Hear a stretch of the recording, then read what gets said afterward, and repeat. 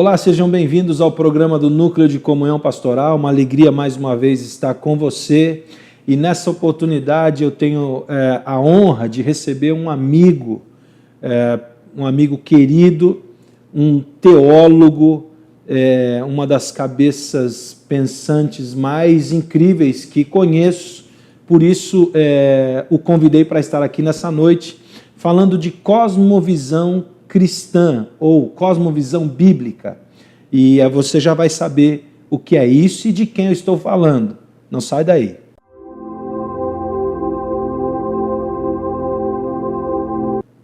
Eu estava falando então de pastor Raulisson Rangel. Raulisson, seja bem-vindo. Obrigado, Fábio. Alegria estar com você. Ele está sorrindo porque, lógico, que eu comentei que é uma mente pensante, brilhante e, na minha opinião, é mesmo, Raulisson. Gostoso estar aqui com você, conversar um pouquinho sobre cosmovisão bíblica, Isso. Que é a sua praia, a sua área, uma das, né? Eu gosto muito.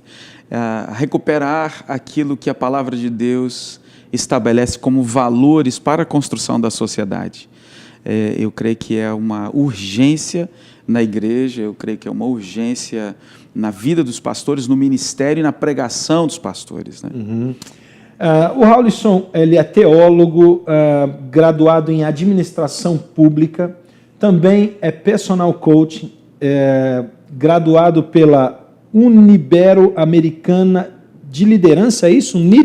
Universidade Ibero-Americana de Liderança. Universidade Ibero-Americana de Liderança. Raulisson também é pastor há 20 anos, ordenado pela PIB, né? Primeira Igreja Batista de Curitiba. Exatamente. De Curitiba. E também é consultor político, que é o que você faz hoje, né? Exatamente.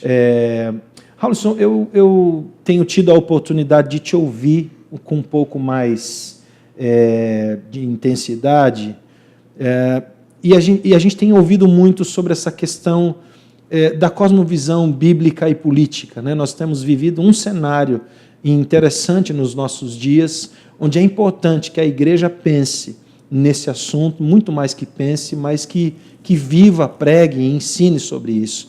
Eu queria que você falasse um pouquinho o que é cosmovisão bíblica e política. Primeiro, a gente precisa entender a questão da cosmovisão bíblica. A cosmovisão bíblica é o entendimento de que a nossa vida não se prende apenas, ou não se divide em duas áreas, a área espiritual e a área secular, a área sagrada e a área secular. E que a gente vive, então, dentro do ambiente eclesiástico, uma vida sagrada. Mas na segunda-feira a gente é outra coisa. Uhum. E a gente se comporta como o mundo se comporta, ou dentro dos padrões do mundo. Não estou falando nem fazendo coisas erradas, sim, mas um comportamento que segue os padrões do mundo.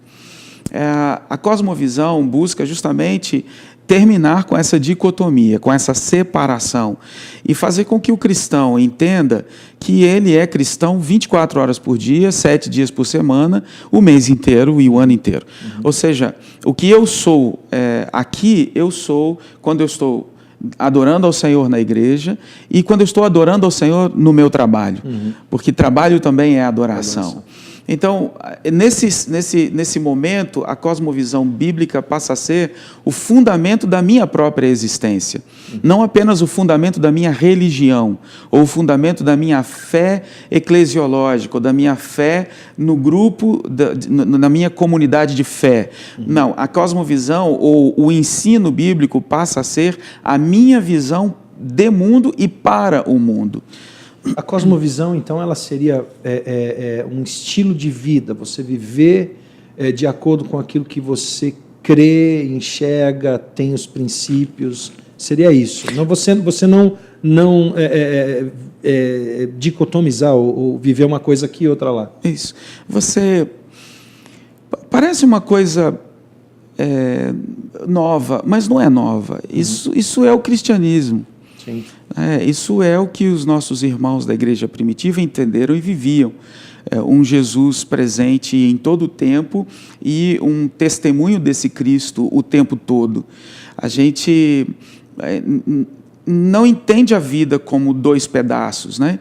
Um pedaço religioso e um pedaço social. Não existe essa separação.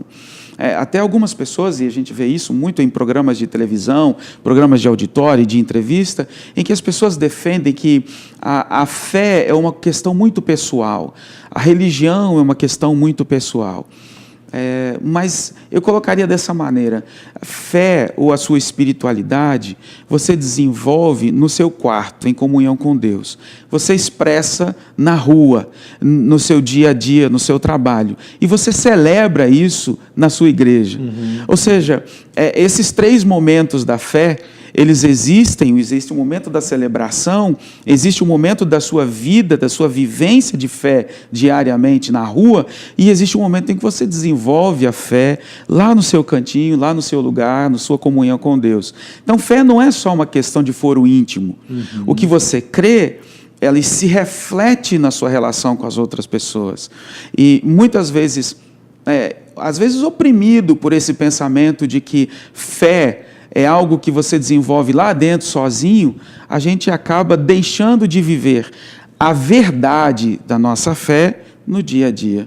Então, repete aí, porque eu preciso ouvir isso de novo. Então, a fé é o que você desenvolve. Fé você desenvolve no seu quarto. No seu quarto. Você manifesta na rua. Manifesta na rua. E celebra no culto. E celebra no culto. Que coisa mais deliciosa isso, cara. E é uma verdade que cada cristão precisa viver. É o que o Senhor Jesus diz, né?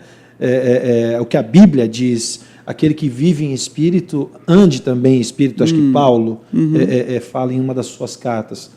Agora, fala um pouquinho mais o que é a cosmovisão bíblica e política, que é algo que você... na realidade, eu queria saber como que você chegou a essa questão do desejo de estudar a administração pública, né? Você vivia como pastor, eu queria que você contasse um pouquinho dessa sua história. Você operava, né, como pastor e cuidando de uma congregação, de uma igreja, e depois você sentiu esse desejo de instruir sobre isso, estudar e instruir sobre isso. Na verdade, a história é um pouco antes até do ministério pastoral. Eu estava na faculdade de psicologia quando, uma noite, assistindo um noticiário na televisão, eu vi o presidente da República tomando conselhos com uma pessoa que mexia com feitiçaria, mexia com bruxaria e essas coisas. E naquele momento eu fiquei tão incomodado com aquilo e percebi o Espírito de Deus falando: Rawlinson, são essas pessoas que estão se dispondo a aconselhar os seus líderes. O que você vai fazer? E eu me lembro, naquele momento, eu me coloquei de pé na sala, eu estava com outras pessoas, e foi algo tão forte. Eu disse: eis-me aqui. Não sei fazer, não sei o que fazer, não sei para onde eu vou, não sei nem como me preparar. Na época eu estava fazendo psicologia, criei que talvez fosse esse o caminho, mas eu estou aqui, Senhor, o Senhor pode me usar como o Senhor quiser. Então, desde aquela época, isso aos 22 anos de idade, que o desejo de servir ao Senhor nessa direção, no aconselhamento, na orientação de pessoas públicas, era muito forte no coração. Então, a partir daí, eu passei a me alimentar de noticiários, de informações, de textos, de livros, de conceitos, etc. De repente, eu tive contato com